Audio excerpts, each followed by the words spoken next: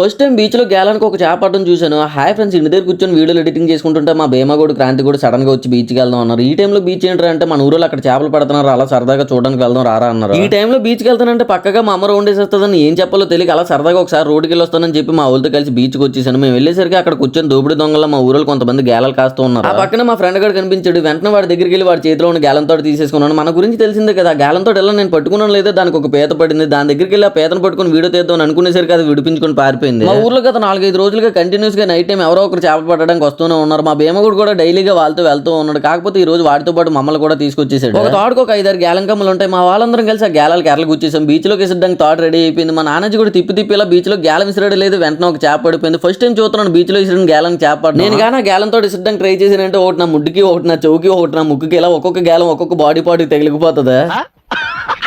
చాలాసేపు బీచ్ దగ్గర ఉన్న తర్వాత లేట్ అయిపోతుందని చెప్పి ఇంటికి బయలుదేరేసాం. సరే మరి నెక్స్ట్ వీడియోలో మళ్ళీ కలుసుకుందాం ఫ్రెండ్స్. అంతవరకు టాటా బాయ్ బాయ్.